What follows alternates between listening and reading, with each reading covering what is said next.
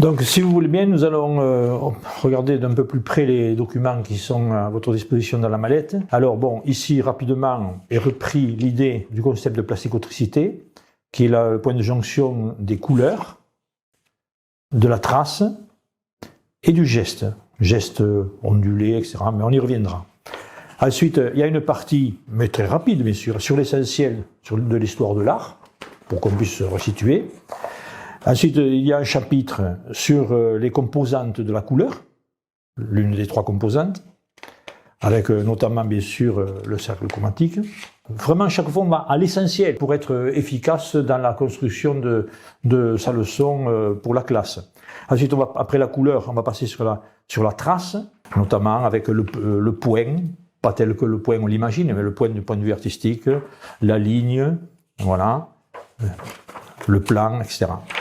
Ensuite, le troisième constituant, de plasticotricité et les composantes gestuelles avec la variation de l'énergie, un geste souple, relâché, ou au contraire très étriqué, la vitesse d'exécution, un geste qui est très rapide, au contraire très lent, l'occupation de l'espace, le rythme qu'on m'a donné, un rythme plus ou moins saccadé ou au contraire un rythme beaucoup plus lent. Toutes ces variations de gestes vont amener à une production différente.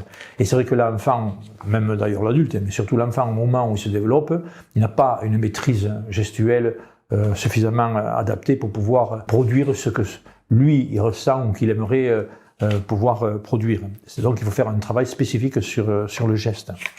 Et là aussi vous verrez qu'il y a des activités qui sont très faciles à conduire. Et d'ailleurs, je en parlerai tout à l'heure, avec le CD qui est joint, on retrouvera des musiques qui invitent à des exercices et aussi plein d'activités. On verra ça tout à l'heure. Ensuite, des variations. Enfin, on arrive à une partie qui est intéressante parce que vous avez là vraiment l'outil pour construire votre projet de classe, votre projet pédagogique pour l'année. Et même pour l'école. Chaque petit numéro que vous voyez là renvoie à une fiche. Il y en a 105. On a ventilé en fonction du niveau de difficulté, 3 niveaux de difficulté, en fonction aussi de la spécificité de chaque exercice, s'il travaille plutôt la composante couleur, ou plutôt la composante geste, ou plutôt la composante trace. Parce que finalement, avant qu'on rentre justement dans ces activités-là, à plusieurs reprises je vous ai parlé des 3 composantes couleur, gestes et traces, mais il y a aussi un autre domaine qui est très important dans l'art plastique et que j'ai dû prendre en compte dans la plasticotricité, c'est qu'il y a des variations qui vont amener à des productions différentes que bien sûr vous connaissez aussi, qui est la variation de SMO, on va dire SMO, c'est-à-dire S, variation du support. Si l'enfant, ou l'adulte d'ailleurs, fait une trace et une couleur avec un certain geste sur un morceau de bois, c'est pas la même chose que s'il le fait sur un morceau de papier, ou s'il le fait sur un vase. Donc la variation du support est importante.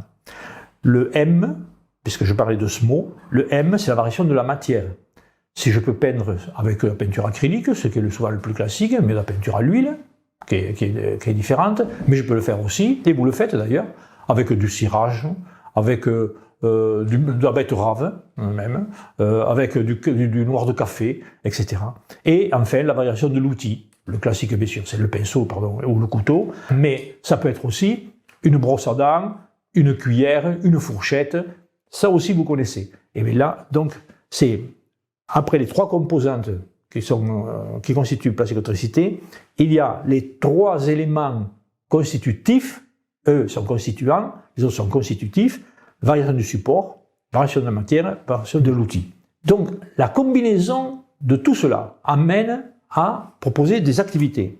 Et des activités, il y en a, puisque là, je vous disais, il y en a 105. Alors, on va les retrouver d'ailleurs dans la présentation ici, vous voyez. Bon, je ne vais pas rentrer dans les détails, bien sûr. Mais les étoiles nous montrent qu'il y a 1, 2 ou 3 étoiles, ça c'est la difficulté, je vous l'ai dit. Ensuite, ici, on annonce le numéro de la fiche, le titre de la fiche, la composante qui est travaillée, ensuite, l'élément constitutif qui est travaillé, et ensuite, ici, vous avez le niveau de difficulté, bien sûr, et le type d'activité. Donc, vous voyez que pour préparer votre classe quotidienne, ou préparer votre projet, vous avez ici tous les éléments à votre disposition. volontairement, j'ai tout fait pour faire que vous en ayez trop. Parce que c'est dans ce trop que vous allez devoir piocher, sélectionner, choisir. Et qui connaît mieux sa classe que vous, l'enseignant?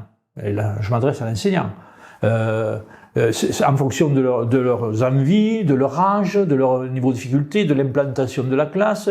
Et c'est pour cela d'ailleurs que j'ai tenu, et en accord avec l'éditeur, de produire ce CD audio où il y a des compositions musicales qui sont à votre disposition pour mettre des moments d'impression qui précédera l'expression. Bon, maintenant je viens rapidement sur les fiches.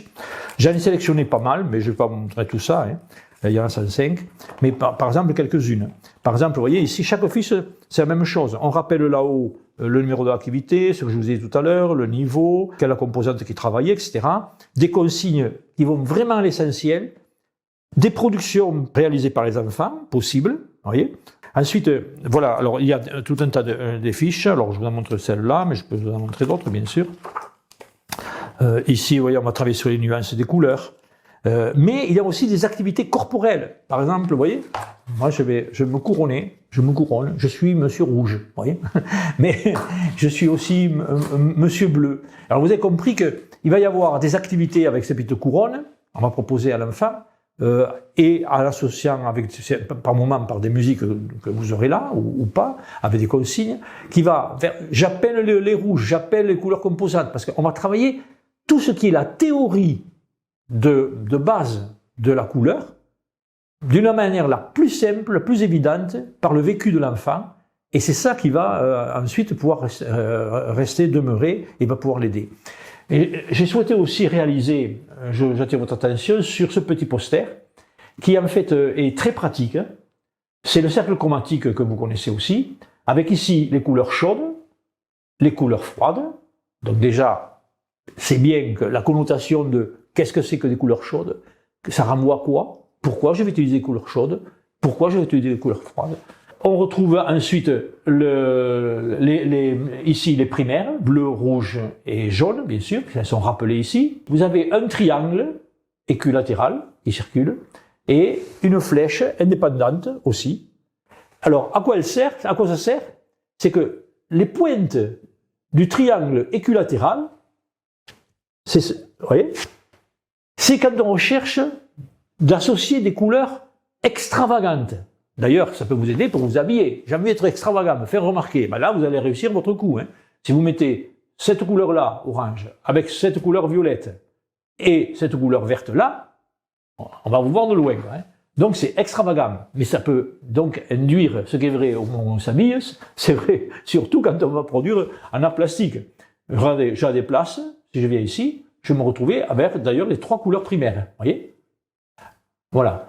Et ici, si je veux quelque chose de criard, c'est-à-dire ça va plus loin qu'extravagant, c'est-à-dire des couleurs vraiment en opposition.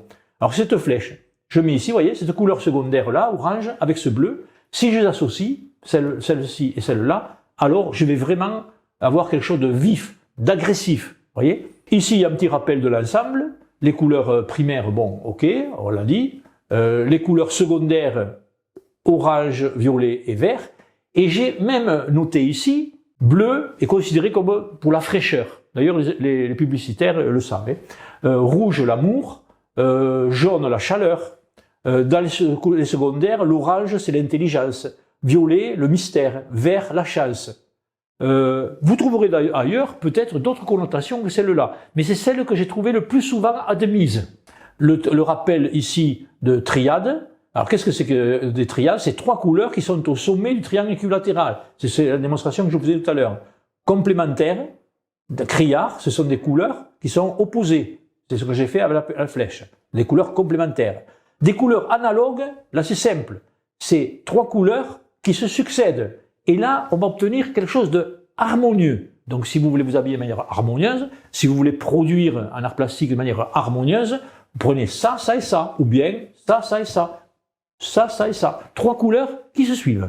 Voilà, harmonieux. Vous voyez, donc, comme outil, vous avez d'une part ce classeur dans lequel il y a rapidement l'essentiel de l'histoire de l'art, des conseils pédagogiques, ce qui est le plus important pour chacune des composantes, gestes, couleurs et traces. selon Kandinsky. Ensuite, vous avez les tableaux qui vous permettent d'organiser, je disais, votre classe, et 105 activités. Et puis ensuite, vous avez, vite fait, vite dit, des couronnes, vous avez compris, pour l'utilisation à peu près qu'on pourrait en faire. Ensuite, l'éditeur a accepté de réaliser ces dés avec des couleurs qui vont donner lieu à des jeux, en fonction des jeux que je vais faire. Ça renvoie à certaines activités qui sont dans les fiches. Ensuite, des cartes qui vont travailler sur toutes les couleurs et surtout qui vont mettre en jeu ce tableau. Ce tableau-là, ça va être un point d'appui important pour la classe. Ou la famille, si par exemple vous l'avez chez vous. Mais c'est vrai que c'est très important et il va aussi aider au niveau des activités qui sont proposées là. Quant au CD, en fait, ce n'est pas seulement une collection de supports musicaux qui ont été choisis pour l'impression, mais c'est aussi des trames nécessaires pour la réalisation de certaines activités, aussi des fiches pour guider l'élève dans la présentation de leur production, une grille d'analyse d'œuvres, c'est-à-dire que l'enfant, il est petit, on l'amène dans un musée du ville, une exposition du village ou d'un quartier d'une ville. Eh bien, avec cette grille toute simple, il va pouvoir analyser, le mot est très fort, quand on a 5 ans ou qu'on a 4 ans, mais il va pouvoir analyser ce qu'il lui regarde, ce qu'il voit, avec bien sûr des mots simples, ajustés, mais qui renvoient quand même à ce qu'un critique d'art pourrait faire. Donc c'est déjà l'engager dans un processus, vous voyez. Voilà. Donc j'ai essayé d'être le plus succinct possible, mais en tout cas, ce que je vous souhaite, c'est de réussir dans votre enseignement dans le monde des arts plastiques. C'est un domaine, en tout cas, dans les instructions officielles, qui est présent, et même, je dirais, qui est mis de plus en plus en avant, car ça renvoie à quelque chose qui est très important chez l'enfant, comme chez l'adulte, à la pensée divergente, en opposition à la pensée convergente, 1 et 1 égale 2. Le convergent est nécessaire au développement de l'être humain, et le divergent aussi, parce que c'est la créativité, c'est l'explosion des idées, c'est l'imaginaire, et c'est l'équilibre entre ces deux développements de compétences qui amène à être aussi bien dans sa peau et de pouvoir mieux réussir sa vie. Enfin, espérons-le. Voilà, je vous remercie.